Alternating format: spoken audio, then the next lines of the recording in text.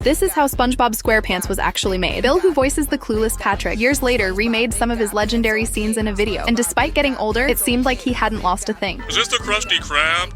No! This is Patrick! You're dumb. Tom Kenny, who voices SpongeBob, to create SpongeBob's cute laugh, first makes a high-pitched sound and then vibrates his throat with his hand. 25. To create Mr. Krabs' iconic walking sound, in a studio they used real king crabs, making them clash their legs together. This is how SpongeBob SquarePants was actually made. Bill, who voices the clueless Patrick, years later remade some of his legendary scenes in a video.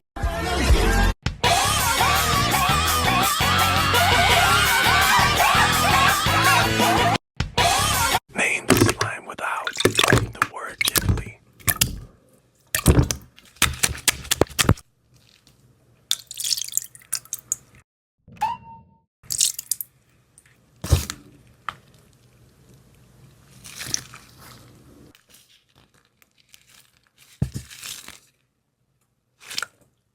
Name.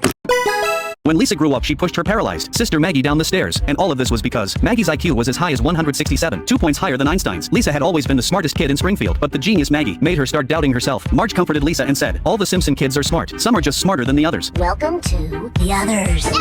After they got home, Maggie asked Lisa to play a word recognition game. Lisa smiled mischievously and picked the hardest word. Maggie pointed at Grandpa. Lisa's jealousy returned. She deliberately said that was wrong, so Maggie pointed at the dog. This spells dog.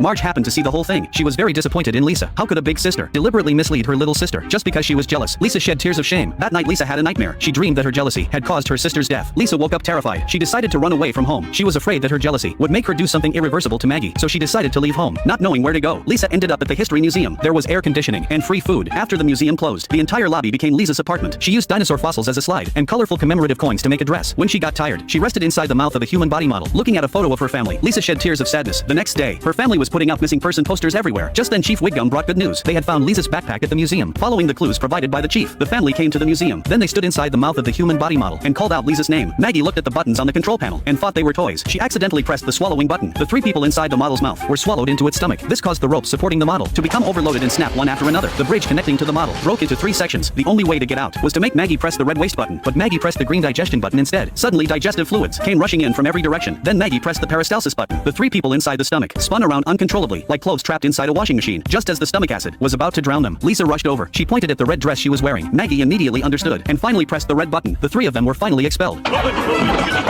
Marge, you can't say I never take you anywhere. Lisa was confused. Why would Maggie, whose intelligence was supposedly comparable to Einstein's, press the wrong buttons? It turned out that when Maggie took the IQ test, Lisa was constantly giving her unconscious hints, so Maggie was not actually a genius. Lisa finally breathed a huge sigh of relief.